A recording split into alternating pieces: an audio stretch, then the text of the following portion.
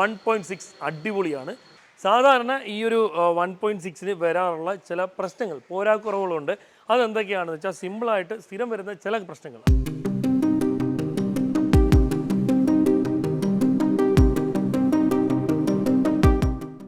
Hi, ഞാൻ സബിൻ സലീം, വാഹനപ്രേമികളുടെ സ്വന്തം ചാനലായ കേരള മെക്കാനിക്കിലേവർക്കും സ്വാഗതം. ഫോക്സ് വാഗൺ വാഹനങ്ങളിൽ ഏറ്റവും കൂടുതൽ റിലയബിൾ ആയിട്ടുള്ളൊരു എഞ്ചിനെയാണ് ഞാനിപ്പോൾ നിങ്ങൾക്ക് പരിചയപ്പെടുത്താൻ പോകുന്നത്. അതെ, ഫോക്സ് വാഗൻ്റെ 1.6 നാച്ചുറൽ ആസ്പിറേറ്റഡ് വരുന്ന MBI എഞ്ചിൻ. MBFI ആണ്, മൾട്ടി പോയിന്റ് ഫ്യൂൽ ഇഞ്ചക്ഷനാണ് ഈ ഒരു എഞ്ചിൻ വരുന്നത്. ആ ഒരു എഞ്ചിനെയാണ് നിങ്ങളെ ഇന്ന് പരിചയപ്പെടുത്താൻ പോകുന്നത്.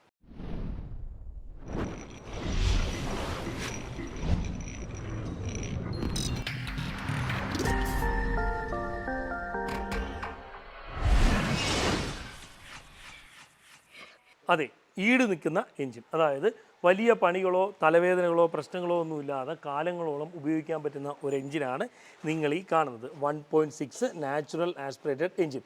ഈ TSI വകഭേദമോ അങ്ങനത്തെ ഒരു ഐറ്റവും അല്ല, സാധാ ഒരു പെട്രോൾ എഞ്ചിനാണ്. എന്നിരുന്നാൽ തന്നെയും അത്യാവശ്യം നല്ല രീതിയിൽ വൈബ്രേഷൻ കുറവുള്ള, നല്ല രീതിയിൽ പവറുള്ള, ഓടിക്കാനൊക്കെ ഭയങ്കര രസമുള്ള ഒരു എഞ്ചിനാണ് നിങ്ങൾ ഈ കാണുന്നത്. ഒരു 1598 ക്യൂബിക് കപ്പാസിറ്റി വരുന്ന 103 BHP വരുന്ന 153 Nm ടോർക്ക് വരുന്ന ഒരു എഞ്ചിനാണ് നിങ്ങൾ കാണുന്നത്. ഇതിൻ്റെ ഈ ഭാഗത്തോട്ടൊക്കെ നോക്കിയാണെങ്കിൽ ഒന്നുമില്ല, വർക്ക് ചെയ്യുന്നതിൻ്റെ ഭാഗമായിട്ട് നമ്മൾ ഇളക്കിയിട്ടേക്കാണ്. ഈ ഒരു engine dual overhead cam shaft mechanism വരുന്ന ഒരു എഞ്ചിനാണ്. അതായത് ഇതിൽ ഒരു എക്സോസ്റ്റ് ക്യാമും ഒരു ഇല്ലറ്റ് ക്യാമും ഉണ്ട്. ഒരു സിലിണ്ടറിൽ 4 വാൾവുകളാണ് ഈ ഒരു എഞ്ചിനിൽ വരുന്നത്. ഇത് നമ്മൾ സ്വിഫ്റ്റ് അത് കണക്കുള്ള DDIs എഞ്ചിൻ ഉണ്ടല്ലോ, DDIs എഞ്ചിൻ, ആ ഒരു എഞ്ചിന് സമാനമായിട്ടുള്ള ആ രീതിയിലുള്ള ഒരു വാൾഡോറാണ് വരുന്നത്. വാൾഡോർ എന്ന് പറഞ്ഞാൽ വേറൊന്നും കൊണ്ടല്ല, ഇതിൻ്റെ ക്യാം ഷാഫ്റ്റ് വാൾഡോറിലാണ് സെറ്റ് ചെയ്തേക്കുന്നത്. ഈ ക്യാം ഷാഫ്റ്റിൻ്റെയൊക്കെ ടൈമിംഗ് ഒക്കെ സെറ്റ് ചെയ്യുന്നത് ഈ ഡെമ്മി ഇളക്കിയിട്ടാണ്, ഈ 2 ഡെമ്മി ഇളക്കിയിട്ടാണ് ഇതിൻ്റെ അകത്ത് ക്യാം ഷാഫ്റ്റിൻ്റെ ആ ഒരു ടൈമിങ് കാര്യങ്ങളൊക്കെ നമ്മൾ അസംബിൾ ചെയ്യുന്നത്. 5 സ്പീഡ് മാനുവൽ ഗിയർ ബോക്സ് വരുന്ന ഈ ഒരു വാഹനത്തിന് മര്യാദയ്ക്ക് ഓട്ടിക്കുകയാണെങ്കിൽ 12 മുതൽ 16 വരെയാണ് മൈലേജ്. അതായത് സിറ്റി ഡ്രൈവിലൊക്കെ 12-13, നമ്മൾ ലോങ് ഡ്രൈവൊക്കെ പോവുകയാണെങ്കിൽ 15-16ഒക്കെയാണ് മൈലേജ് കിട്ടുന്നത്. അത്യാവശ്യം അടിപൊളിയാണ് കേട്ടോ ഓട്ടിക്കാനായിട്ട്. നമ്മളെ TSI എഞ്ചിൻ ഓടിക്കുന്ന കണക്കൊന്നുമല്ല, കുറച്ചും കൂടെ, അതായത് നമുക്കൊരു കോൺഫിഡൻറ്റ് കിട്ടുന്ന രീതിയിലാണ് ഇതിൻ്റെ പവറും കാര്യങ്ങളൊക്കെ വരുന്നത്. നാച്ചുറൽ ആസ്പിറേറ്റഡ് എഞ്ചിനാണ്, അതായത് ടർബോയോ കാര്യങ്ങളൊന്നും വരാത്ത ടൈപ്പ് സാധാ ഒരു പെട്രോൾ എഞ്ചിനാണ് നിങ്ങൾ ഈ കാണുന്നത്. ഈ ഒരു 1.6 പെട്രോൾ എഞ്ചിൻ ഉണ്ടല്ലോ, ഹൈവേകളിൽ ഇപ്പോൾ നമ്മൾ നല്ല വെച്ച് കീറിപ്പോയാലും ഹൈവേകളിൽ നല്ല സ്റ്റെബിലിറ്റി കാണിക്കുന്ന ഒരു എഞ്ചിനാണ്. അതുപോലെ തന്നെ ഇതിന് വിറയലും ശബ്ദവും ഒക്കെ വളരെയധികം പൊതുവെ കുറവാണ്. അതുപോലെ തന്നെ നമ്മുടെ ഈ ഒരു 1.6 എഞ്ചിൻ ഉണ്ടല്ലോ, ഇവന് അത്യാവശ്യം നല്ല രീതിയിൽ എഞ്ചിൻ ആയുസ് കൂടുതലാണ്. അത് കണക്ക് വലിയ പണികളൊന്നും, ചെറിയ പണികളല്ല, വലിയ പണികളൊന്നും അത്ര കണ്ട് അങ്ങനൊന്നും വരാറില്ല ഈ ഒരു എഞ്ചിന്. അതുപോലെ ഇതിൻ്റെ ടൈമിങ്ങിൻ്റെ ഭാഗത്തോട്ട് വരുമ്പോഴത്തേക്ക് ഇതിൽ ടൈമിംഗ് ചെയിനാണ് വരുന്നത്. അതുകൊണ്ട് തന്നെ വലിയ രീതിയിൽ ആ ഒരു കാര്യം പറഞ്ഞ് ടെൻഷൻ അടിക്കേണ്ട ഒരു വിഷയമില്ല. ഒരു 1.5 ലക്ഷം അല്ലെങ്കിൽ 1,80,000 കിലോമീറ്ററിനകത്ത് ഈ ഒരു ടൈമിംഗ് ചെയിനും സ്പോക്കറ്റ് സെറ്റും കാര്യങ്ങളും എല്ലാം മാറുക. 1 ലക്ഷത്തിൽ മാറുന്നെങ്കിൽ 1 ലക്ഷത്തിൽ മാറാം, കുഴപ്പമൊന്നുമില്ല. ഞാൻ പെട്രോൾ എഞ്ചിനിൽ സാധാരണ ഒരു 1.5യും ഡീസൽ എഞ്ചിനിൽ സാധാരണ 1,30,000 ടൈമിംഗ് ചെയിൻ്റെ കാര്യത്തിൽ പലരോടും പറയുന്നത്. അതായത് 1 ലക്ഷത്തിനും 1,30,000 ഇടയിൽ ഡീസൽ എഞ്ചിനും, അത് കണക്ക് തന്നെ 1,30,000-നും 1,50,000 ഇടയിൽ പെട്രോൾ എഞ്ചിനും. അങ്ങനെയാണ് സാധാരണഗതിയിൽ കസ്റ്റമറിനോട് പറയാറുള്ളത്. നമ്മളൊരു 1.6 ഇപ്പം സാധാരണ എല്ലാ വണ്ടികൾക്കും വരുന്ന കണക്ക് തന്നെ കുറച്ച് പ്രശ്നങ്ങൾ ഈ ഒരു വണ്ടിക്കും വരാറുണ്ട്. അതെന്തൊക്കെയാണ് എന്നുള്ളത് നിങ്ങളൊന്ന് മനസ്സിലാക്കി വെച്ചേക്കണം. കാര്യം നിങ്ങളുടെ കൂട്ടത്തിൽ ആരെങ്കിലും 1.6 ഒക്കെ ഉപയോഗിക്കുന്നുണ്ടെങ്കിൽ ജസ്റ്റ് മനസ്സിലാക്കി വെച്ചേക്കുന്നത് നല്ലതായിരിക്കും. അതായത് ഇതിൻ്റെ സ്റ്റാർട്ടർ മോട്ടറിൻ്റെ ഇഷ്യൂ, സ്റ്റാർട്ടർ മോട്ടറിൻ്റെ സോളിനോട് മറ്റു കാര്യങ്ങളൊക്കെ ഡാമേജ് ആവാനും കംപ്ലൈൻറ്റ് ആവാനുള്ള സാധ്യത ഈ ഒരു എഞ്ചിനിൽ വളരെയധികം കൂടുതലാണ്. സാധാരണയായിട്ട് വരുന്ന കുറച്ച് പ്രശ്നങ്ങളാണ് മിസ്ഫയറിങ്, അതുപോലെ തന്നെ ഇതിൻ്റെ സെൻസറിൻ്റെ ഇഷ്യൂ, അതുപോലെ സ്റ്റാർട്ടർ മോട്ടറിൻ്റെ കേസ് കേട്ട് ഓയിൽ ലീക്ക്. മിസ്ഫയറിങ് എന്ന് പറയുമ്പോഴത്തേക്ക് ഏതെങ്കിലും സിലിണ്ടറിൽ വരുന്ന ഇഗ്നേറ്ററുകൾ കംപ്ലൈൻറ്റ് ആവുക. ഇപ്പോൾ ഇതിൻ്റെ ഒരു ഇഗ്നേറ്റർ മാറിയിട്ടുള്ളതാണ്. ഇപ്പം ഇതിൻ്റെ ഏതെങ്കിലും 1, 2, 3, 4 ഇഗ്നേറ്ററുകളിൽ ഏതെങ്കിലും ഒരു ഇഗ്നേറ്റർ കംപ്ലൈൻറ്റ് ആവുക. അതല്ല എന്നുണ്ടെങ്കിൽ ഇതിൻ്റെ പ്ലഗുകൾക്ക് എന്തെങ്കിലും ഡാമേജ് വരിക.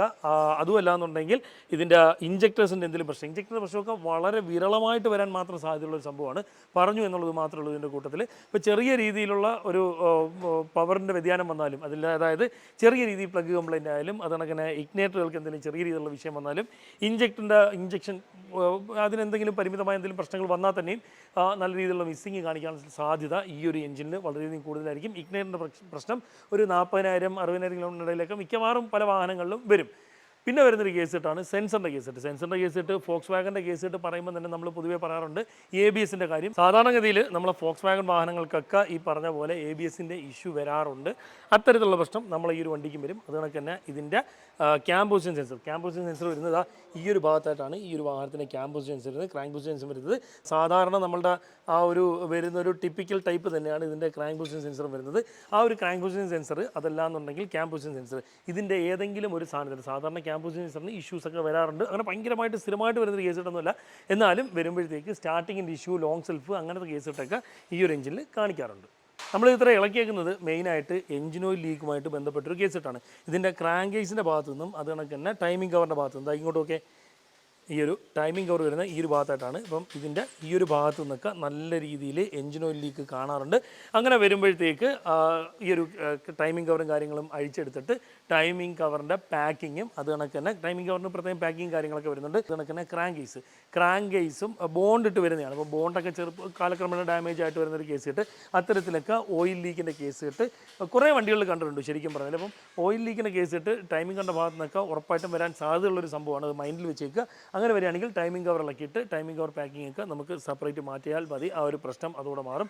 ഓയിൽ ലീക്കും ഇതിൽ വരുന്ന സ്ഥിരം കാണുന്ന ഒരു പ്രശ്നമാണ്. നമ്മളൊരു വണ്ടിയിൽ 2 ടൈമിംഗ് ചെയിനാണ് വരുന്നത്. അതായത് മെയിനായിട്ട് ഈ ഒരു ക്യാം ഷാഫ്റ്റിനെയും ക്രാങ്ക് ഷാഫ്റ്റിനെയും കണക്ട് ചെയ്യുന്ന ഒരു ടൈമിംഗ് ചെയിനും അതുപോലെ തന്നെ ഇതിൽ ഓയിൽ പമ്പിനെ ഡ്രൈവ് ചെയ്യാൻ വേണ്ടിയിട്ട് മറ്റൊരു ടൈമിംഗ് ചെയിനും, അങ്ങനെ 2 ടൈമിംഗ് ചെയിനാണ് ഈ ഒരു വാഹനത്തിൽ വരുന്നത്. അതുപോലെ തന്നെ പ്രധാനപ്പെട്ട ഒരു കാര്യം എന്ന് വെച്ചാൽ ഈ ഒരു വാഹനം ഒരു കാരണവശാലും ഓവർ ഹീറ്റ് ആവാൻ അനുവദിക്കരുത്.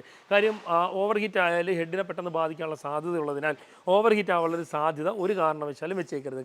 ഓവർ ഹീറ്റ് ആവാനുള്ള സാധ്യത എന്ന് വെച്ചാൽ ഇപ്പം കൂളൻ്റ് കൃത്യമായിട്ട് കൂളൻ്റ് ഇല്ലാതിരിക്കുക, എന്നുള്ള രീതിയിൽ കൂളൻ്റ് ലീക്ക്, ഇതിൻ്റെ ഫാൻ അതായത് റേഡിയേറ്റർ ഫാൻ്റെ എന്തെങ്കിലും അപാകതകൾ, അതുപോലെ തന്നെ റേഡിയേറ്ററിൻ്റെ ബ്ലോക്ക്, വാട്ടർ പമ്പിൻ്റെ ഇഷ്യൂസ്, അങ്ങനെ എന്ത് വേണമെങ്കിലും ആവാം. എന്തെങ്കിലും കാരണവശാൽ ഓവർ ഹീറ്റ് ആവുന്നത് ശ്രദ്ധയിൽപ്പെട്ടാൽ അത് അഡ്ജസ്റ്റ് ചെയ്ത് അവിടെ വരെ ഓടാം. അങ്ങനെയുള്ള മൈൻഡിലൊന്നും ഓടിക്കരുത്.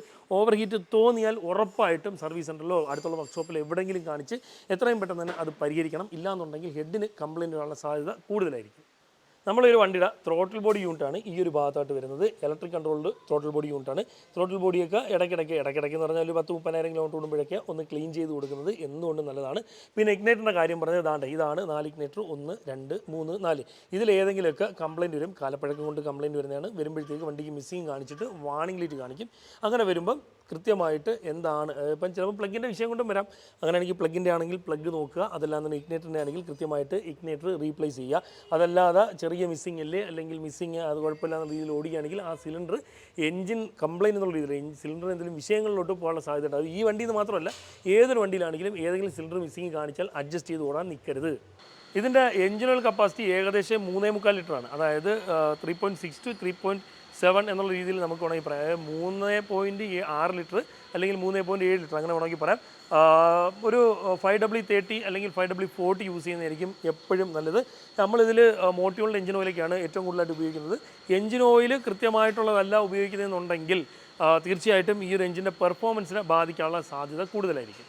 എല്ലാ എഞ്ചിനും ഓരോ രീതിയിലുള്ള പോരാക്കുറവുകൾ ഉണ്ടായിരിക്കും. അപ്പം ഇതിൻ്റെ പോരാക്കുറവുകൾ അതായത് ഒറ്റപ്പെട്ട രീതിയിൽ വരുന്ന മറ്റ് വർക്കുകൾ അതല്ല നമ്മൾ പറയുന്നത് വെച്ചാൽ സ്ഥിരമായിട്ട് പൊതുവേ കണ്ടുവരുന്ന ചില പോരാക്കുറവുകൾ. അത് ഓരോ വാഹനത്തിൻ്റെയും അല്ലെങ്കിൽ ഓരോ കമ്പനിയുടെയും ഓരോ എഞ്ചിനും നിശ്ചിതമായ പോരാക്കുറവുകൾ ഉറപ്പായിട്ടും ഉണ്ടായിരിക്കും. അത് ഉപയോഗിക്കുന്നവർ അറിഞ്ഞ് വെച്ചിരിക്കുകയാണെങ്കിൽ ഉറപ്പായിട്ടും അത് ഉപയോഗപ്പെടും. കാരണം എന്ന് വെച്ചാൽ എന്തെങ്കിലും പ്രശ്നം വരികയാണെങ്കിൽ ടെൻഷൻ അടിക്കേണ്ട ആവശ്യമില്ല. ഇന്ന വിഷയമാണ്, ഇന്നത് കണക്ക് ചെയ്താൽ മതി, ഇന്ന വർക്കാണ് എന്നുള്ളത് നിങ്ങൾക്ക് മനസ്സിലാക്കാൻ കഴിയും. അതിനുവേണ്ടിയാണ് ഇതൊക്കെ പറഞ്ഞേക്കുന്നത്.